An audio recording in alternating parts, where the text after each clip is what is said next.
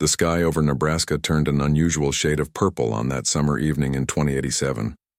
Farmers stopped their work and looked up, shielding their eyes against the setting sun. Something was happening in the atmosphere, something no human had ever seen before. At the International Space Coalition headquarters in Geneva, alarms blared through the monitoring center. Director Alan Murphy rushed from his office, coffee splashing from his mug onto the pristine floor. "Report," he ordered, his voice steady despite the chaos. "Sir, we've detected an object entering Earth's orbit," said Officer Linda Reed, her fingers flying across her control panel. "It's big, at least 2 miles long, and it's not one of ours." Alan put down his coffee and leaned over her shoulder. "Asteroid? No, sir, it's slowing down, controlled entry." The room fell silent. Even the most skeptical members of the team understood what this meant. Humanity was no longer alone. "Alert all major governments," Alan said. "And get me Dr. Simmons. Doctor." Olivia Simmons had spent 15 years searching for signs of alien life. As the Coalition's chief linguist with specializations in mathematical communication patterns, she had led the SETI program through budget cuts and public ridicule. Now, sitting in her small office surrounded by star charts and complex equations, she stared at her phone in disbelief. "This isn't a joke, Olivia," Alan's voice came through the speaker.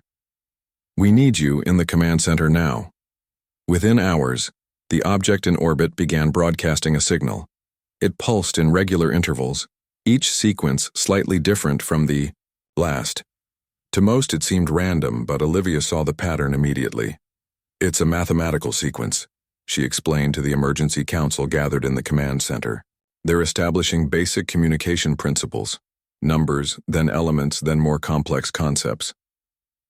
For 3 days, Olivia worked without sleep, responding to the signals with Earth's own broadcasts. On the 4th day, the aliens sent something new, images and sounds that began to form what could only be described as a language.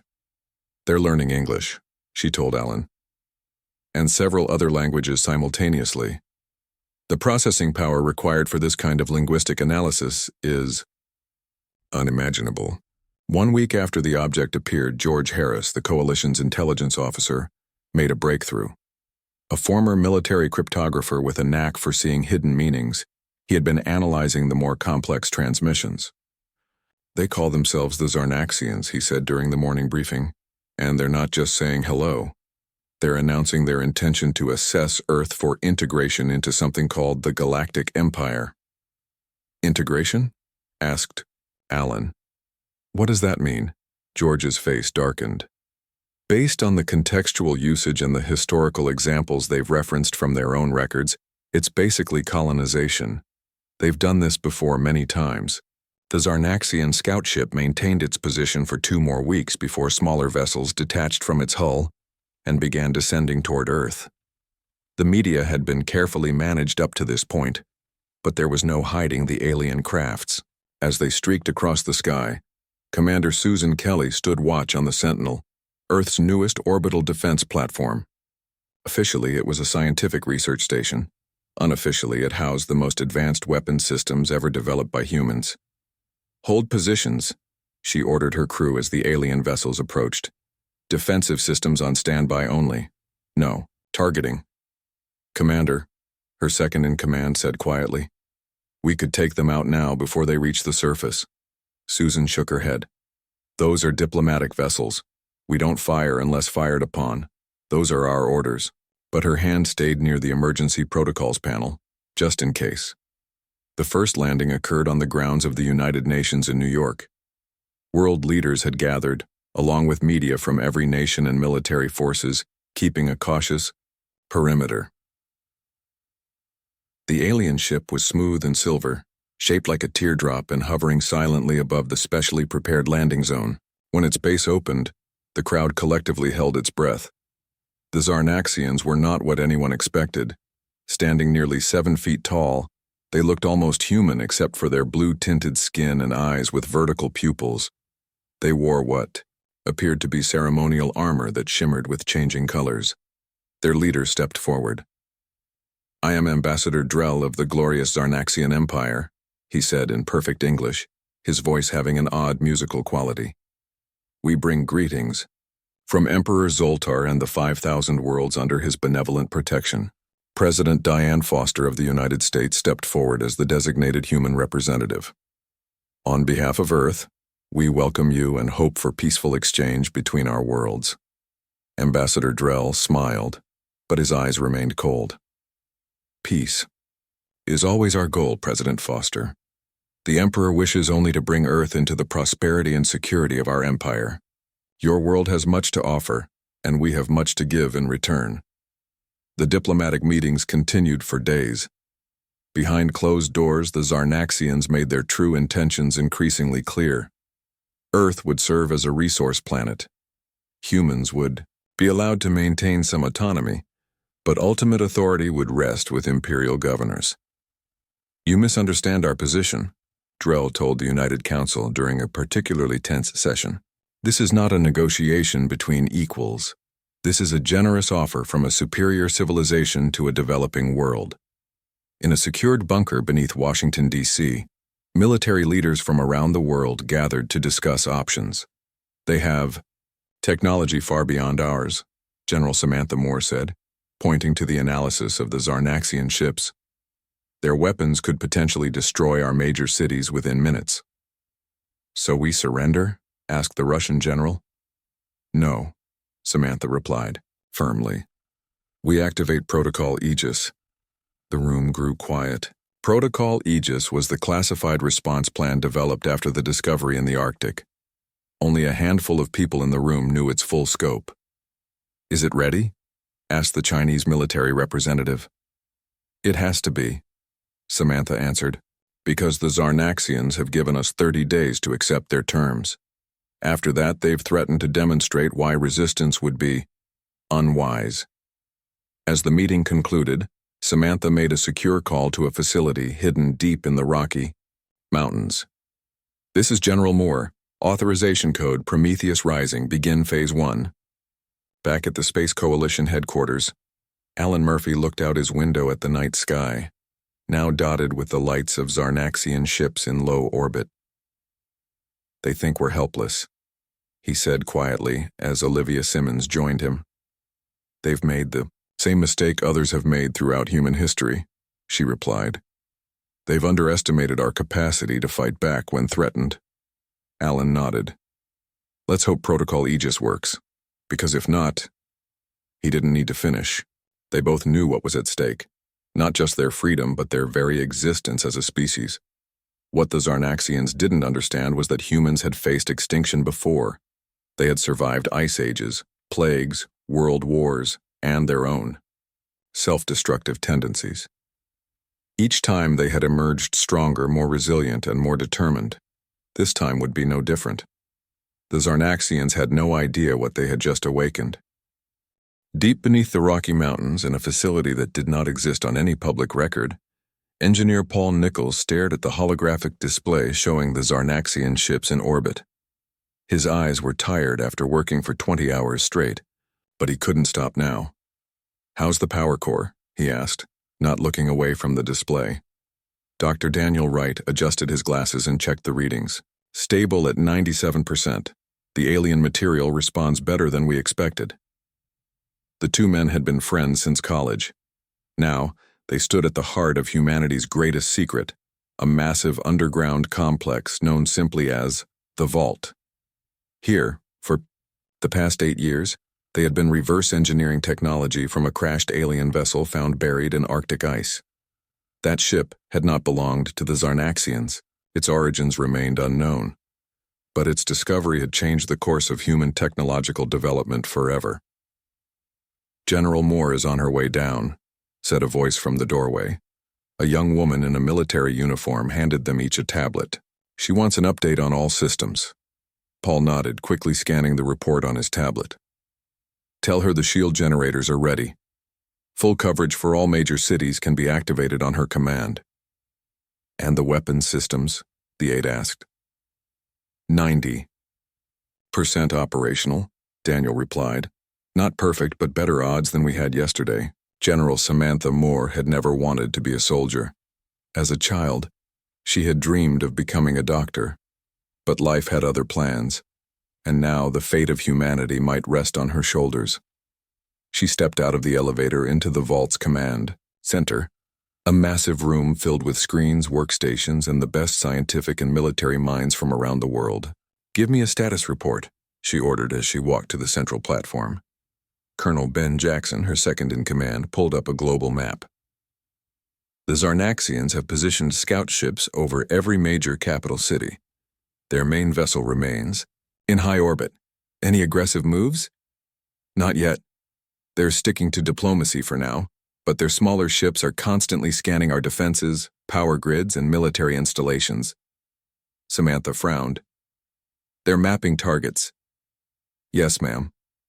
She turned to a different screen showing a live feed from the United Nations. Ambassador Drell was speaking, his smooth voice promising prosperity and advancement under Zarnaxian rule. "They have no idea what we're doing down here, do they?" she asked quietly. "No, ma'am. Our shielding technology is hiding this entire facility from their scans." Samantha allowed herself a small smile. "Good. Let's keep it that way." Captain Lisa Bennett adjusted her powered armor, feeling the responsive systems conform perfectly to her body. The suit looked like ordinary military gear from the outside, but inside was a marvel of human and alien technology combined. "Run diagnostics." She ordered her squad of 12 soldiers, each wearing similar suits. They stood in a training room designed to simulate various combat environments. Today it was configured to match what they knew about Zarnaxian ship interiors. "All systems green," reported Sergeant Joe Wilson, the squad's technology specialist. "Power levels optimal." Lisa nodded. "Remember, our mission is information gathering, only. We observe their capabilities, test their responses, but do not engage unless absolutely necessary." "And if it becomes necessary?" asked Private Kate Martinez, the youngest member of the team. "Then we show them what these suits can do," Lisa replied. "But pray it doesn't come to that." The squad had been training for 3 years. Originally, they had prepared for a theoretical alien encounter. Now, that theory was hovering above their planet with unknown intentions. "Begin simulation," Lisa ordered. The room transformed around them. Holographic projections created the illusion of a Zarnaxian corridor. Robotic drones disguised as alien soldiers moved into position. "Let's see how their weapons work against our shields," Lisa said, moving forward silently despite the armor's weight. In Earth orbit, the small stealth ship barely registered as a flying object. To most tracking systems, it appeared to be just another piece of space debris, one of thousands circling the planet. Inside, Lieutenant Frank Donovan carefully guided the vessel toward the nearest Zarnaxian scout ship. "Cloaking system holding steady," reported his co-pilot, Ensign Maria Garcia. "They haven't detected us." Frank nodded, his hands steady on the controls. This was the most dangerous mission of his life. If caught, they would not only fail, but potentially give away humanity's technological capabilities prematurely. "Beginning approach," he said quietly. "Prepare the monitoring devices." The stealth ship carried tiny, nearly invisible drones designed to attach to the hull of the Zarnaxian vessel. Once in place, they would transmit valuable data about the alien ship's systems, communications, and weaknesses. 500 meters in closing," Maria said. "No change in their alert status." Frank took a deep breath. "Let's hope it stays that way." In Geneva, Director Alan Murphy sat across from Ambassador Drell in what was supposed to be a private meeting. The room had been swept for listening devices, but Alan knew the Zarnaxians likely had technology that could bypass such basic precautions. That was fine. This conversation was meant to be heard. "Ambassador, I hope you understand our concerns," Alan said, looking appropriately nervous. "Your demands would effectively end human self-governance." Drell made a gesture that might have been a shrug. "Your species has potential, Director Murphy, but you are still primitive in many ways. The Empire can guide your development, protect you from threats you cannot imagine. And in return, we just hand over our resources, our planet. You would be compensated fairly. Many humans would find employment in Imperial service. Your scientists would gain access to knowledge beyond your current understanding. Alan looked down at his hands. And if we refuse? That would be unwise. Drell's voice remained pleasant, but the threat was clear. Other species have chosen that path. Their worlds still serve the Empire, but with far less favorable terms. I see. Consider your options carefully, Director. The Emperor is generous to those who embrace Imperial rule willingly. After Drell left, Alan waited exactly 5 minutes before taking out a secure phone and dialing a number known to only a handful of people on Earth. The meeting went as expected, he said when General Moore answered. They're absolutely confident in their superiority. Good, she replied. Let them stay that way. Back in the vault, Paul Nichols and Daniel Wright watched as data began streaming in from the monitoring devices now attached to the Zarnaxian ships. Their hull material is interesting, Paul said, examining the readings. Strong, but vulnerable to certain frequencies we can generate. Daniel pointed to another screen. Look at their weapon systems.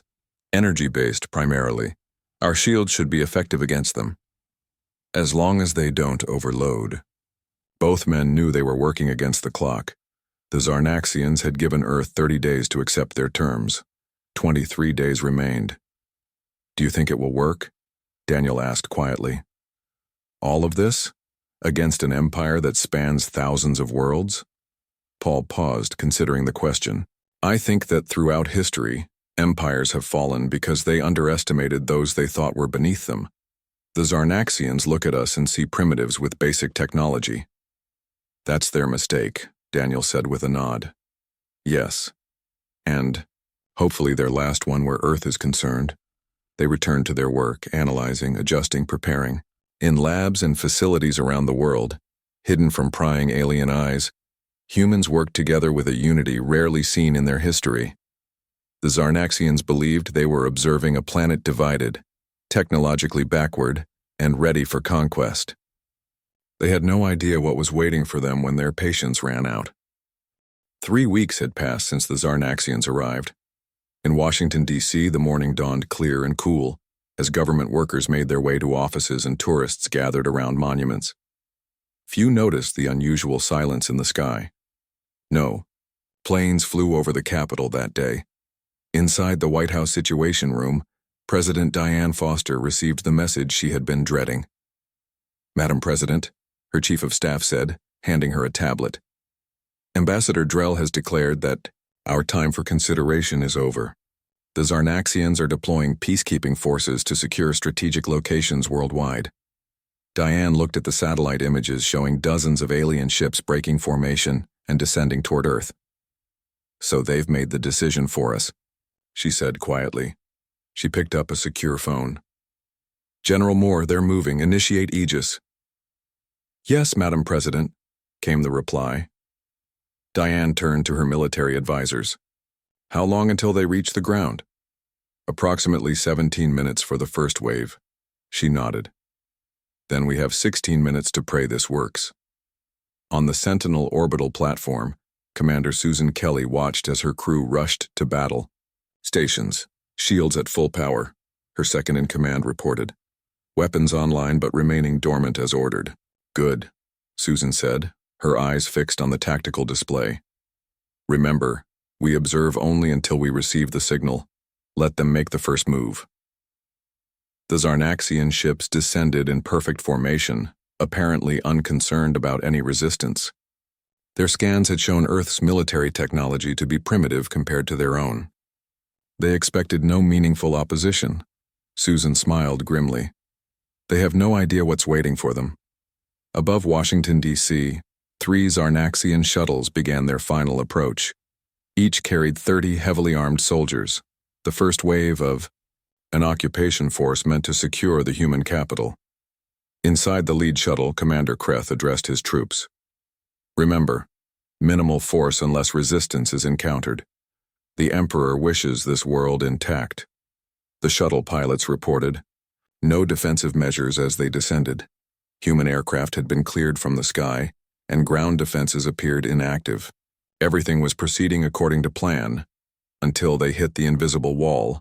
The shuttle jerked violently as if it had struck solid stone. Alarms blared throughout the vessel. Report, Kreth demanded. The pilot's voice was confused. Unknown. Barrier, sir, we cannot proceed. Impossible. Scan again. Scanning. There's some kind of energy field surrounding the entire city. Our instruments didn't detect it until we made contact. Kreth frowned. Use the pulse cannons, clear a path. The shuttle's weapons powered up, firing brilliant beams of energy at the invisible barrier. For a moment, the shield became visible, a shimmering dome of blue light that absorbed the attack. Then something unexpected happened. The energy didn't just disperse, it gathered at the point of impact and shot back toward the shuttle with twice the intensity. Evasive action, Kreth shouted, but it was too late. The redirected energy struck the shuttle's port engine, disabling it instantly. As the craft spun out of control, Kreth glimpsed the other shuttles suffering similar fates. Human technology, it seemed, was not as primitive as they had been led to believe. In orbit, Admiral Nicole Scott stood on the bridge of what appeared to be an ordinary satellite but was actually the command center for Earth's orbital defense network. The ground shields are holding, her tactical officer reported. All Zarnaxian landing parties have been repelled without casualties on either side. Nicole nodded. They'll try from orbit next. Prepare countermeasures. As predicted, the Zarnaxian warships began positioning for an orbital strike. Energy readings showed weapons powering up, weapons capable of leveling cities. They're targeting our major population centers, the tactical officer said. London, Tokyo, New York, Beijing, now we show them what we can do, Nicole said calmly. Execute Aegis Protocol, Phase 2. Throughout Earth's orbit, seemingly innocuous satellites and space debris suddenly shifted. Hidden compartments opened, revealing advanced weapon systems that had been invisible to Zarnaxian scans. Target their weapon systems only, Nicole ordered. Disable, don't destroy. Precise beams of concentrated energy shot from Earth's orbital defenses, striking the Zarnaxian ships with surgical accuracy. On her display, Nicole watched as system after system on the alien vessels went dark. 3 Zarnaxian warships, each the size of a small city, now drifted powerless in Earth's orbit. Their life support and artificial gravity remained functional, but weapons, engines, and communications were completely disabled. All this had taken less than 5 minutes.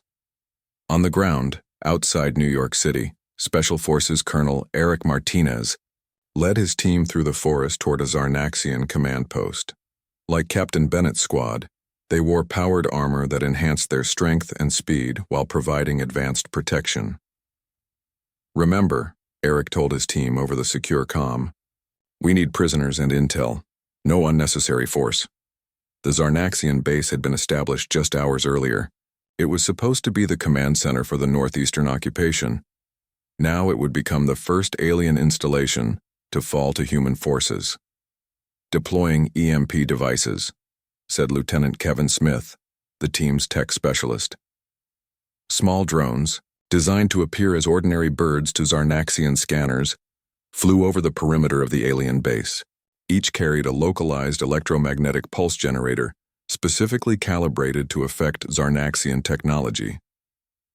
When the devices activated, every alien system in the base shut down simultaneously. Communications, weapons, even the lighting. In the confusion that followed, Eric's team moved in.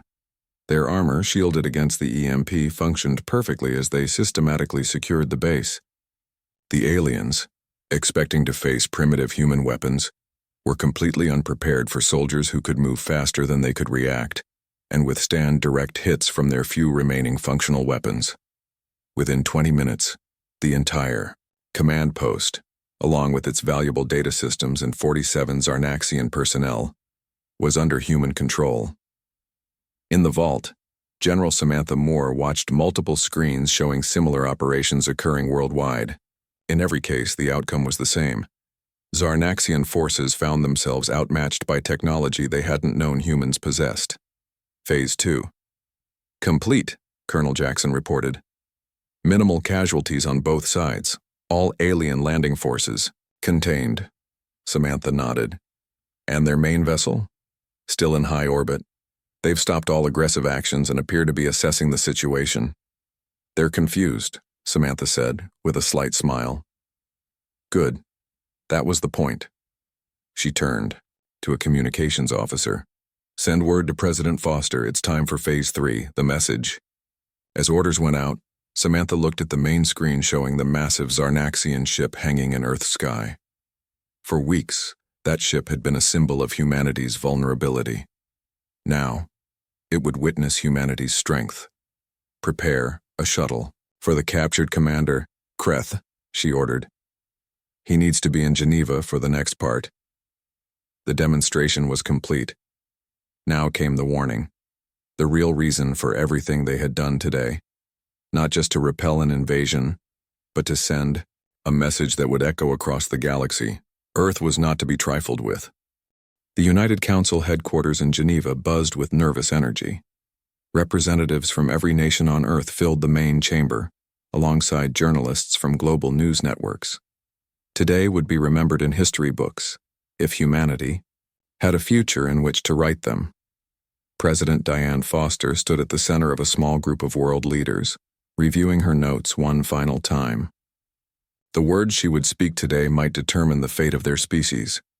Are we certain this is the right approach? Asked the Chinese premier. Perhaps negotiations could still work.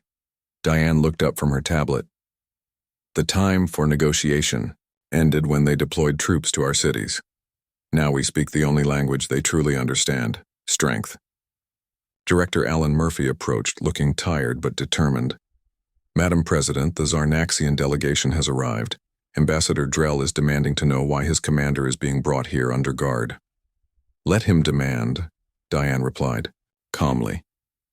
It's time they listened for a change. Commander Kreth had never experienced defeat before. In 20 years of Imperial service, he had led dozens of successful planetary integrations. Yet here he was, being escorted by human guards to face their leaders. The humans had treated him with surprising dignity. His injuries had been tended to, and he had not been interrogated. Still, the humiliation burned within him. As he was led into the grand chamber, Kreth spotted Ambassador Drell standing with the remaining members of the Zarnaxian diplomatic team. Drell's expression revealed nothing, but his rigid posture spoke volumes. What is the meaning of this? Drell demanded as the human leaders took their places. You attack Imperial forces and then summon us as if we are the ones who have transgressed? President Foster stepped forward. Ambassador Drell, Commander Kreth, representatives of the Zarnaxian Empire, we have assembled here to deliver our formal response to your offer of integration. She gestured to a large screen behind her, which illuminated to show a global map. Before I continue, I believe a demonstration is in order. The screen changed to show a live feed of the orbital view of Earth. The disabled Zarnaxian warships drifted visibly in the foreground. As you can see, Diane continued, your military presence has been neutralized, not destroyed, neutralized. That distinction is important for what comes next. The map returned, but now it displayed hundreds of glowing points across every continent and ocean. These are human defense installations, she explained. Facilities your scans never detected. Technologies your sensors couldn't comprehend. For decades, we have been preparing for this moment. Drell's confident demeanor faltered slightly. Impossible. Our surveys showed no such capabilities. Because we didn't want you to see them, Diane replied simply. Which brings me to our next revelation. She nodded to Dr. William Rogers, who stepped forward carrying what appeared to be a small silver sphere. Dr. Rogers leads our Advanced Technology Division. Doctor, please proceed. William placed the sphere on the table in front of the Zarnaxian delegation. It hovered slightly above the surface, then projected a holographic display showing detailed schematics of Zarnaxian ships, weapons, and communication systems. This is a complete analysis of your technology, William explained, conducted over the past 3 weeks. We've identified 17 critical vulnerabilities in your shield systems, 22 in your weapons platforms, and 5 in your life support configuration. He tapped the sphere, and the display changed to show modified versions of the same systems. These are our improvements to your designs. More efficient, more powerful, and considerably more advanced than what you currently... Kreth leaned forward, his eyes wide with disbelief. These modifications would increase weapon efficiency by at least 40%. 42.7% actually, William corrected. Your propulsion systems could also be improved by similar margins. The silence in the room was deafening. The Zarnaxian delegation stared at the display, their earlier confidence completely shattered, but the revelations were not yet complete. Vice Admiral Howard Nelson stepped forward next. While today's demonstration involved only our defensive capabilities on and around Earth, he said, you should be aware that these represent only a fraction of our true strength. The main screen changed again, now showing footage of sleek advanced vessels moving through space. Human ships, unlike any that had been seen publicly before. This is our deep space fleet, Howard explained, constructed in hidden facilities, on the far side of our moon and among the asteroid belt of our solar system. These ships are equipped with faster-than-light drive systems developed independently from your technology. He zoomed in on one particularly large vessel. Our flagship, the Defender, can match or exceed the capabilities of your largest Imperial dreadnoughts. Ambassador Drell found his voice at last. This is unprecedented. We were led to believe humans had barely achieved basic space travel. A reasonable assumption, Howard acknowledged, since that's precisely what we wanted you to believe. Your empire has encountered many civilizations, Ambassador. How many chose to reveal their full capabilities before they knew your intentions, President? Foster moved to stand directly before Drell and Kreth. For decades we have observed your empire expanding across the stars, she said. We've intercepted your transmissions, studied your military campaigns, and analyzed your weaknesses. When your ships first appeared in our system, we were well prepared. Diane's voice remained calm but carried an unmistakable weight of authority. We chose to remain silent until now, to see if your intentions were truly peaceful. They were not. She turned to address the entire chamber, human and alien alike. So let me be absolutely clear. Earth is not joining your empire. We are not becoming a resource planet. We are not surrendering our sovereignty. The president paused, making eye contact with Drell. This is not a negotiation. This is a warning. Earth is off limits to the Zarnaxian Empire.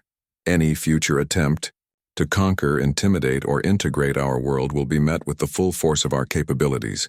Capabilities you now understand are far beyond what you anticipated. Ambassador Drell looked to Commander Kreth, who gave a slight nod. I must consult with the Imperial Council, Drell said finally. These developments require careful consideration. Of course, Diane replied. You have 24 hours to remove all Zarnaxian personnel and vessels from Earth orbit. As a gesture of good faith, we will restore power to your disabled ships once you begin withdrawal. She looked at the clock on the wall. The countdown begins now. As the Zarnaxian delegation was escorted from the chamber, the human representatives erupted in applause and cheers. Years of secret preparation, billions in hidden funding, and countless hours of work had led to this moment. Humanity standing on equal footing with an interstellar empire. In the back of the room, General Samantha Moore watched quietly. First contact, she murmured to herself. Not quite how anyone imagined it would go. Alan Murphy joined her. Do you think they'll retaliate? Samantha shook her head. No. They're pragmatic. The cost would be too high for too little gain. And if they're not pragmatic, she smiled thinly, then they'll learn what happens when you corner a species that has spent its entire existence fighting to survive. 6 months after the Zarnaxian ships disappeared from Earth's skies, life had changed dramatically for humanity. The revelation that they were not alone in the universe, and that they could stand their ground against an interstellar empire, had unified Earth's nations in unprecedented ways. On a clear spring morning, Ambassador Julia Martinez stood on the landing platform of the newly constructed Interstellar Diplomatic Center in Geneva. Beside her, Director Alan Murphy checked his watch. They should be arriving any minute, he said, scanning the sky. Julia nodded, straightening her formal jacket. The first official delegation from the Coalition of Free Worlds. I never thought I'd see this day. None of us did, Alan replied. At least not so soon. A flash of light appeared in the sky, growing larger as it approached. Unlike the intimidating Zarnaxian vessels, this ship was smaller and more elegant, with sweeping lines that reminded Julia of ancient sailing ships. Beautiful, she whispered, as the alien craft settled gently onto the platform. When the ship's doors opened, the aliens that emerged were nothing like the Zarnaxians. These visitors stood only slightly taller than humans, with iridescent skin in various shades of green and gold. Their eyes were large and expressive, set in faces that seemed capable of complex emotions. Julia stepped forward. On behalf of Earth and all humanity, I welcome you to our world. The leader of the delegation bowed slightly. We bring greetings from the 12 worlds of the Coalition. I am Elder Vareth. We have traveled far to meet the species that defied the Empire. In a conference room within the facility, Elder Vareth explained the purpose of their visit. For centuries, the Zarnaxian Empire has expanded unchecked across our region of the galaxy. Many worlds have fallen. Few have successfully resisted. Holographic. Images showed various planets and species that had been conquered. When news spread of how Earth had not only resisted but humbled the Empire, it changed everything. Several subjugated worlds have begun their own resistance movements. President Diane Foster, now serving her second term, leaned forward. We only defended our own planet.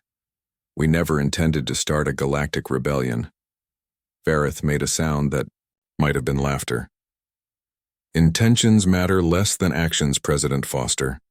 And your actions showed what many had forgotten, that the Empire is not invincible. What exactly are you proposing? Diane asked. An alliance, Vareth replied. Not based on conquest or integration, but on mutual respect and exchange. Your technology in some areas exceeds even our own. Together, we could ensure freedom for many worlds. 3 weeks later, Admiral Nicole Scott stood on the bridge of the Defender as it prepared for its first official diplomatic mission beyond Earth's solar system. Her crew, the best from nations around the world, worked at their stations with focused efficiency. Course laid in for the Coalition homeworld, Admiral, reported her navigation officer. Nicole nodded. Proceed at standard speed. Let's not show off too much on our first visit. As the Defender left Earth's orbit, Nicole thought about how quickly everything had changed. Less than a year ago, humans had believed themselves alone in the universe. Now they were taking their place among the stars. Back on Earth, Dr. Olivia, Simmons worked with a team of linguists from Earth and the Coalition. Together, they were creating a comprehensive translation system that would allow communication between dozens of species. The phonetic structure is fascinating, said Olivia, listening to a recording of the Coalition's third member species. It uses tonal variations similar to some Earth languages. Her alien colleague, a linguist named Talara, nodded in agreement. We find many surprising similarities between species across the galaxy. Perhaps the universe has patterns that shape all intelligent life. The Zarnaxian Empire never again approached Earth directly. In fact, Imperial vessels were under strict orders to change course if they detected human ships in any sector. The species that had been dismissed as primitive had delivered a message that echoed across the stars. Reports from Coalition intelligence suggested that within the Empire itself, rumors spread about Earth's true capabilities, often exaggerated to mythical proportions. Some claimed humans could destroy stars with a thought, or that they were immortal beings who had chosen to appear weak. The truth was both simpler and more profound. Humans had simply done what they had always done throughout their history: adapt, innovate, and refuse to surrender when faced with those who believed themselves superior. As humans and their new allies looked toward the future, one thing became clear. The galaxy was larger, more complex, and more wondrous than anyone had imagined. And humanity's place in it was just beginning to unfold. The end.